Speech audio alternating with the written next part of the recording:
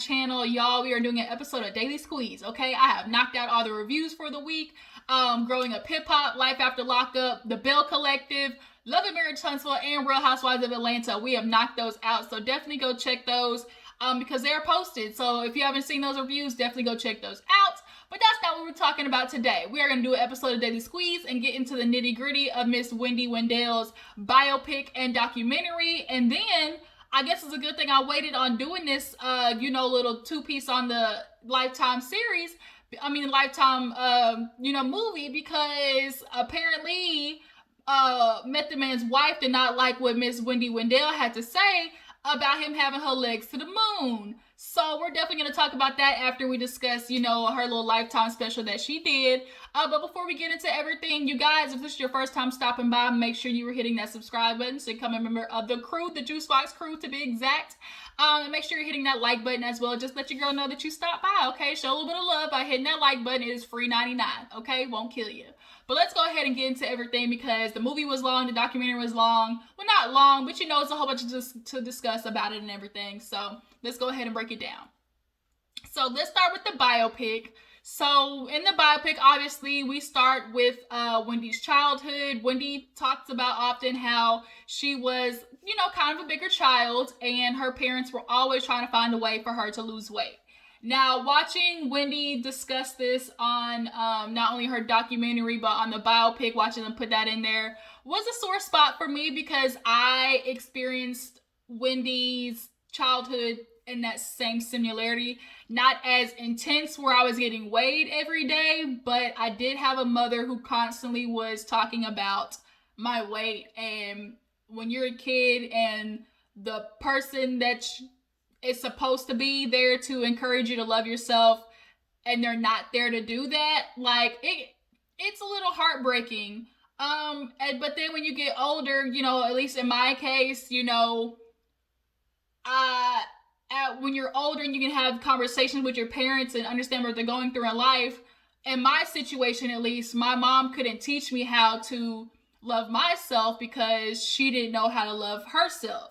So I was always getting, the make sure you look good, make sure you're skinny, make sure you're in shape, type situation. And sometimes to the detriment of me starving myself. I was bulimic at one point. So very, not too many, matter of fact, I don't think I told anybody, my family members, that to the extent that, that was. It wasn't super intense. Shit, I could only do I think I only did that for maybe a month. But I liked food too much, and I told myself, y'all just gonna have to get over it. I'm a thick bitch. So that's what it is. And so I guess Wendy kind of felt the same way. So that was her childhood. So she was determined to get out of that small town and find something for herself, which was in the Big Apple. And I am near and dear to New York because that's where your girl was born, in Queens to be exact. So New York is the place to go. So she ends up making it there, and she talks about how she got skinny. And it was no fad diet. It was good old Coke. Now, Wendy has discussed her relationship with drugs, Coke in particular. And, they, touched upon it in the biopic, definitely for sure. So she, developed that habit especially a lot harder when she was working the overnight shift for a radio company from 2 to 5. So you needed to stay up. And the one drug that is going to keep you up is the booger sugar. Okay. So that's when Wendy discussed in her documentary after when it started picking up a lot more. But nonetheless, in the biopic, she goes to New York, she makes it on the air, but she has yet to find the right radio station that will allow her to do what she wants to do. So she was working these little, hours and filling in where she could, until she decided one day she was going to go for it and try to find, I forgot the lady's name, but I think it's Carla maybe or something like that, or something's in another. She ended up waiting in the office of this radio station for 2 weeks because the other lady wasn't trying to no, that actually was later. So she wanted to work at that one station and the fill-in was not there. So old dude gave her a shot and they loved it. So thus Wendy Williams was born, and the hot topics and talking about the celebrity gossip. And Wendy started kind of like that like real gossip journalism era. So we go from that to her starting to pick up, get a little celebrity, and then she ends up going to, I think, staying at that station, but she ends up staying at that station, and her assistant's name was like Ryan or something like that. And Ryan happened to be a worker for Kevin. So thus, when he starts picking up stuff, she goes to a club. Kevin's homeboy hands her a pack of matches with his number on it. She just put it in her purse. But because she was looking for something one day in her bag, probably the drugs, she ends up pulling out the matches, and Kevin's number was on there. And so she called him and was like, look, I get off of work at 6. Either you're here or you're not. And sure enough, Kevin was there. And Wendy knew immediately that she liked him / loved him by the time they got across the bridge. And thus her relationship with Kevin, is born. So we go through their relationship. We obviously know how tumultuous it was. It was love, really intense from the get-go. I think 2 months in, she decided to tell him about wanting to get liposuction. And there was nothing he could do about it. She wanted to get sucked in and titties up. Okay, so that's what she got. And that we all know they say, Wendy, I tell you, got no ass, all back. Okay, but at least the titties still sit up at her age. But I skipped over the fact that she was raped by that R&B artist or something. Sweet Tony or Tony Sugar, something another. But he ended up kind of like coercing her, and a lot of people, what she called date rape, which is you feel like you're getting taken out on a date, they invite you back to the room, or you feel like you're just gonna chill, and it turns into him forcing himself on you. And Wendy in the documentary kind of said like, I could tell like something was going on, but I just wanted to see how far, he would take it. And she ended up getting taken advantage of. And I think she probably blames herself for that, thinking like, why did I put myself in that situation? A lot of victims do. They'll be like, why did I even go there? That's what a lot of, people who like to victim blame. Well, what were you going in the hotel for? Bitch, don't matter why I was going in the hotel room. The point is, I clearly was not into it, and he was not taking the hints and decided to force himself on her. But she took that shit to her grave, didn't tell anybody, and clearly, throughout this biopic, it was very obvious that Wendy was putting out there that she was a loner. She was a lone wolf, didn't really have that many friends, and Wendy always talks about how she's very good at being her own best friend. She's, developed that talent of being her own best friend. So I kind of skipped over that part, but yeah, she ended up admitting to the rape. And I think the wife actually was upset that she talked about it. Was like, why don't you let him rest in peace and all this type of stuff. And it's like, or why now? And it's the thing, like, it don't matter if shit was 20 years ago. If I decide I want to talk about it, I'm allowed to talk about it. Specifically, and especially since I'm talking about my life. And that obviously was something that was a big thing in her life. So yeah, bitch, I'm going to talk about it. So that's why now.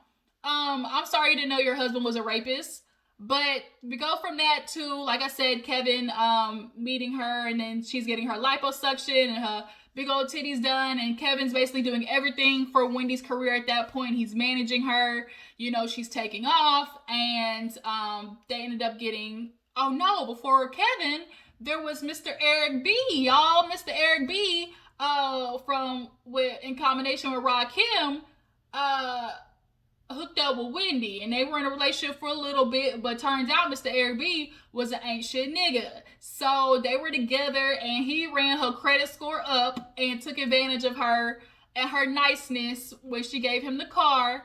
And so he showed up late, so she decided to rent him a car. Well, Mr. Eric B, I guess, decided he was going to drive all up and down New York to Philly to Maryland to Virginia with it, because they sent out a warrant for Wendy's arrest. So she called him and let him know, nigga, you got a couple of hours to get my car here, or I'm sending the police out letting them know that it was stolen.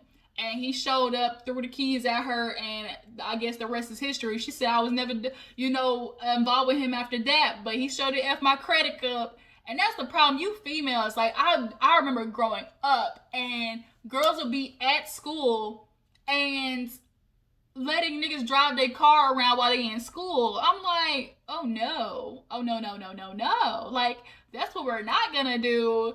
Talk about, oh, let me take your car to go get something to eat. Nope. Sorry, you ain't on my mama's insurance. Nope, not gonna do it.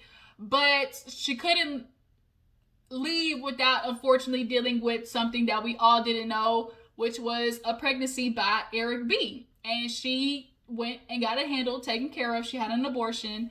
And she says nobody knows, she didn't tell him. And I'm actually interested to know, did she give him a heads up when the biopic came out? I wonder if she did that. A part of me feels like she probably didn't. What's the point of telling him this shit was so long ago? But I'm really interested to know if he knew. But yeah, so after Eric B, that's when she ran into Kevin, and her and Kevin had this whirlwind love story. They, started building this Wendy empire together. And she started to get popular on the radio station. But one radio station lady did not like her and was telling her that she was doing too much, especially after talking about her surgery on air. And she's like, I'm not going to do it. Like, you're suspended. And she's like, what do you mean suspended? She's like, I mean, you don't have to work on air, but she's like, of course I'm going to pay you, but that doesn't mean you have to go on air. So she's like, bitch, either let me go or, let me on air. And she's like, no, I'm not going to do that. She's like, I'm not stupid. I'm not going to let you go before you go run to the competition and help them. So Wendy was like, shoot, bitch, you better read the fine print. I can't work nowhere else in New York. So thus, Wendy going over to Philly, and she brought a number 15 radio station up to number 1. But she missed it. Her and I think Kevin at that point had moved to Philly. She had the baby, I think, by this time. Now, as far as babies goes, they suffered, I think, 2 miscarriages and 1 stillbirth, if I'm not mistaken. I think that's what it was. I could not imagine going through a stillbirth. I mean, let alone a miscarriage, but a stillbirth. Actually going through the process, like feeling it, like pushing a baby out, and there's nothing at the end of it. I would be so effed up in the head.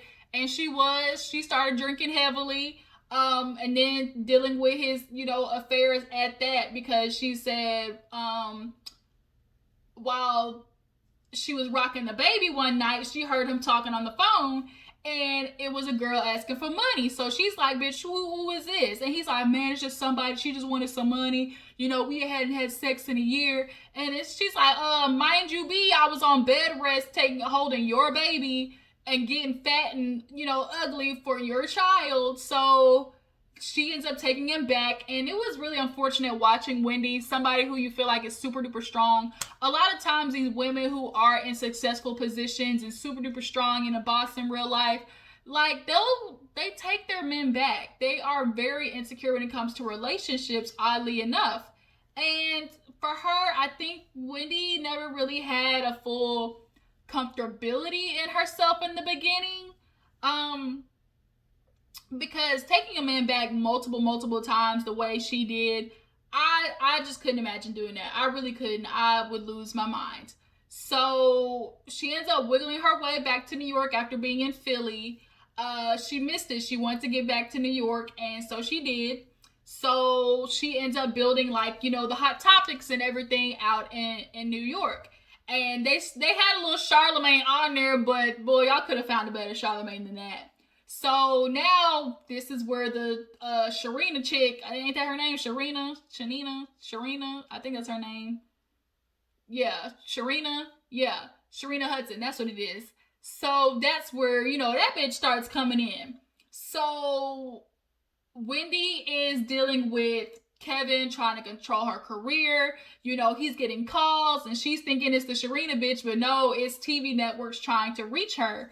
And he's like, no, we're not going to stick you in no panel. We're going to make sure it's you and just you.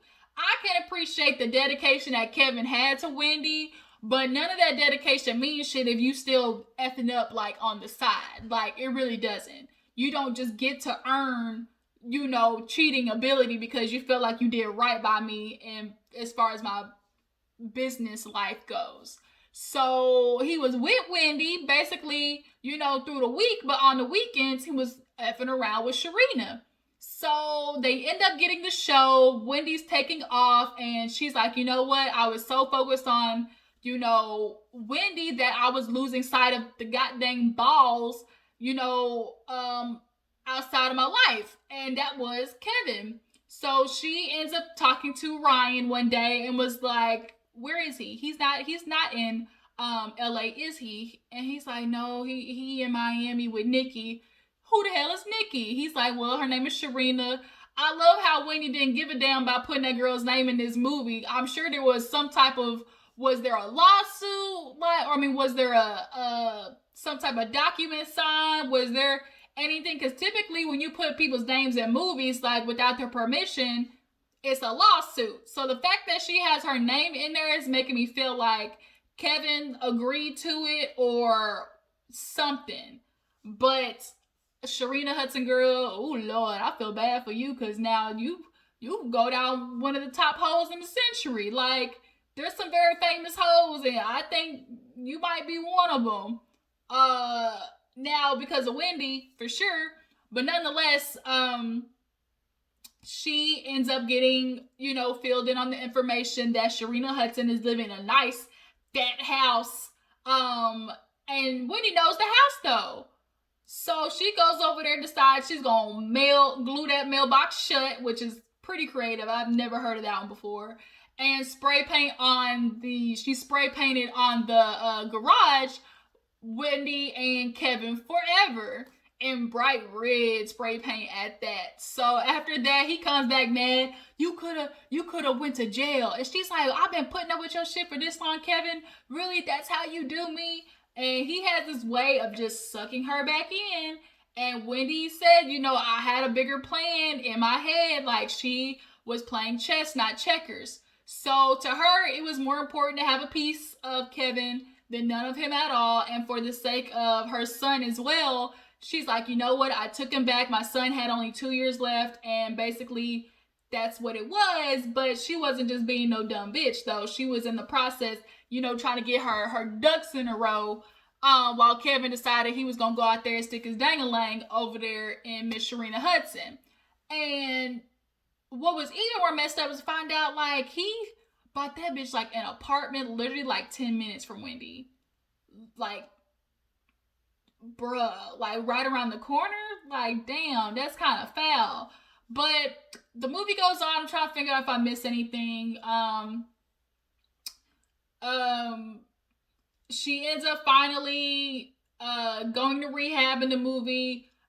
Kevin, convinced her to go because things are getting unhealthy.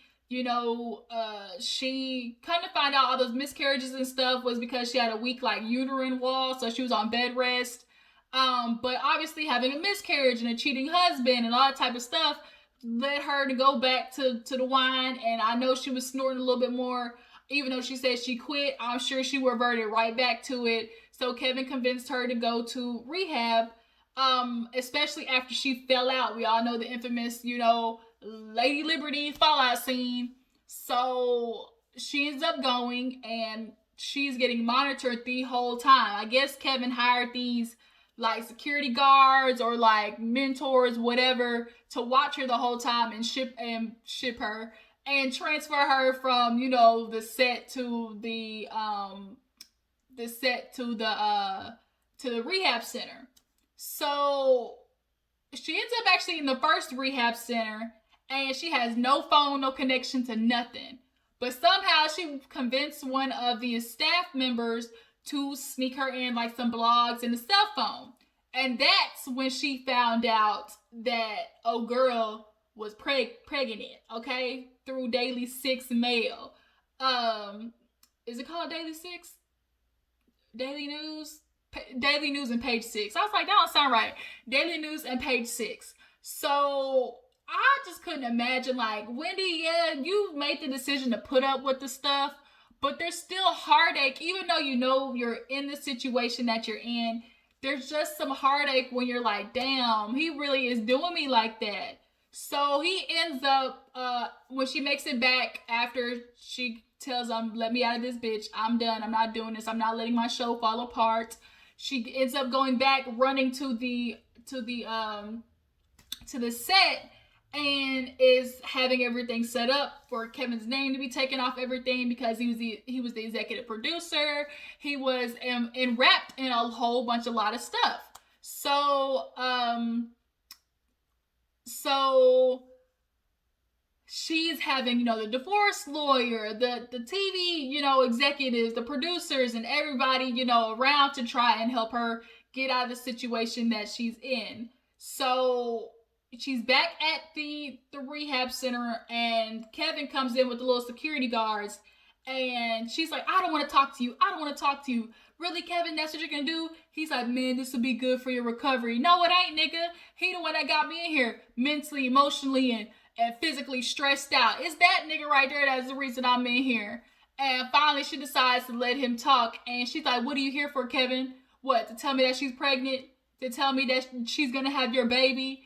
And what is it? It's a girl. And then that's what they had the stillbirth which was a girl. So for him to tell her that, obviously was heartbreaking. But overall, Wendy, put in the biopic basically how her and Kevin's relationship was trash. But she put up with it because there was a bigger plan. There was a master plan. I'm thinking of a master plan type situation. And towards the end of the episode, you see how, like, she weaned her way off of Kevin. He decided he was going to buy Sharina a goddamn car with Wendy's money, an apartment, a whole bunch of shit. And that's exactly where you're going to stay over there, Kevin, with your big ass, with Sharina Hudson, and you effed up. So at the end of the episode, I loved how they ended it. It was really cute how, she got back to Wendy, had, like, the little W necklace on, and, sat in the purple chair, and, yeah, for a Lifetime biopic, it really was one of the better ones. Actually, if you ask me, it was better than the Salt and Pepper one. Definitely better than the Aaliyah one. Like, Lifetime has effed up some biopics. But this one, I actually was pleasantly surprised. So after the biopic, they do a little documentary, and this is where they actually have the cast members. They have, like, the producers that worked with her, the radio hosts talk about Wendy. And Wendy was hella emotional in this documentary while she was sitting there eating her expensive ass caviar with Flamin' Hot Doritos, which happened to be one of the better Doritos, Flamin' Hot Doritos. But she talked about how she know Kevin effed up. She's like, really? 20 years and this empire that we built, like, you really effed all the way up. And he did. A lot of times, men who end up getting the other woman pregnant, they don't really want that relationship, but they're obligated to stay. Kevin, you done pulled a damn Martell. Now Martell in his situation, I know it's off topic, but nonetheless, it's still the same idea. When you get a bitch pregnant, now you gotta stay, because what it look like, you get a girl pregnant and then ditch her too. Nobody wants to be that looks like that bad of an asshole. But, she talked about how, she was determined to make Wendy a household name, how she knew how to deliver, the news, the hot topic, the gossip that make people interested. And Wendy is a pioneer, definitely somebody who will not be forgotten. She made me laugh when she was telling the story about how Total pulled up and almost whooped that ass, though. They got tired of her talking all that shit. And they said, girl, we're going to pull up on the radio station. And luckily, Kevin came to her rescue just in time. Right on time, okay? What they say, Lord, he ain't going to be right there when you need him, but I'm right where you want him, but there when you need him, God was right there for you. Because 3 of them bitches on you, shoot, you might not have lived that one. Because she said that Bad Boy was ripping off Total and all they artists and stuff like that. And Diddy and Total ain't like to hear that. But the truth is, we all know Diddy was over there fucking all them people over. He did it with making a band. He did it with all them groups that he caught himself making. Everybody knows that he gave bad contracts. But yeah, in the documentary, she talked about how she had this idea for her plan for the Wendy show and that interview with Omarosa. How that definitely set off her career really speedballing there after that point because Marosa tried to give it to her, but Wendy said, "Bitch, you on my show? Thank you. Come again." And people just knew she had that it factor. Wendy had the it factor. But a lot of things happened in her life.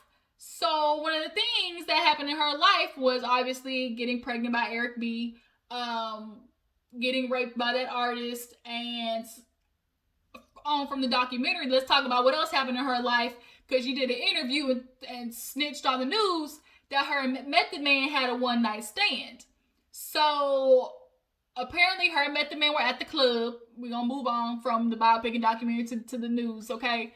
Because pretty much the documentary was pretty much the same thing. But nonetheless, she did an interview and stated that her and Method Man, there was a shootout at the club. They rode with each other. She brought him back to the apartment. She said, I'm gonna run you a little bubble bath, honey. Let's talk about you and me. Let's talk about bubbles in the tub. Let's talk about making love. Okay, that's what she decided to do. Okay, they smoked a blunt. She probably did some coke on the side too. Not probably, she did. And she said, I'll call Method Man here to make sure he have the neighbors know his name. Look, Method Man knocked the dust off their pussy. I'm stupid. So yeah, okay, Method Man. I'm not gonna lie. I never really used to think Method Man was that cute, but for some reason he's growing on me. And even more these little gym photos he's been posting, Method Man actually is a looker. He actually is really cute.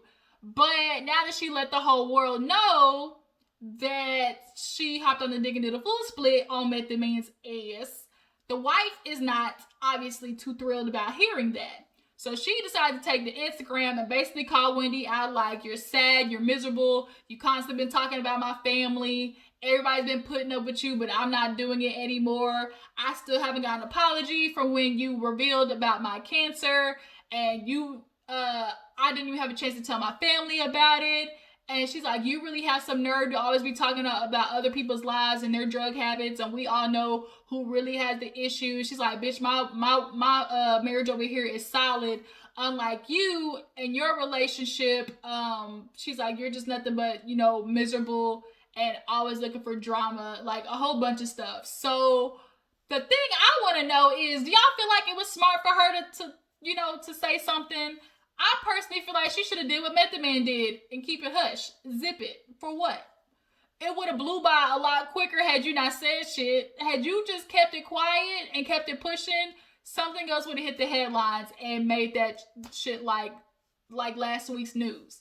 But because you got so upset, it's making me feel like Method Man, I'm pretty sure he's been with this woman a long ass time. I'm positive he has. So was there a little bit of overlappage? Was there some canoodling with Wendy when you might have already been committed to somebody, Mr. Method Man?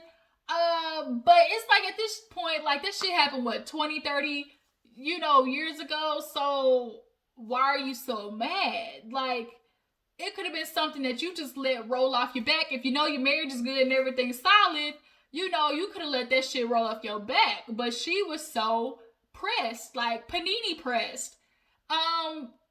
Wendy could have, left that be, not dropped that hint. Yeah, I'm glad she did though, because shit, we never would have knew that. We never would have guessed Method Man and Wendy, was over there trading places. Now put it on me, baby, till I say, ooh-wee.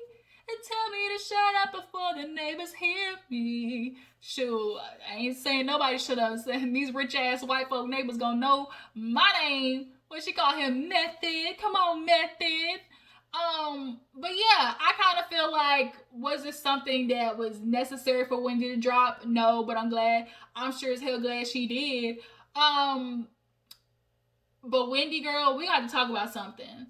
Back in the day, bitch, them wigs, that hair, them weaves, they were horrible. They were bad. For the type of money that you had, Wendy, I'm glad you definitely came up. I'm super glad you came up.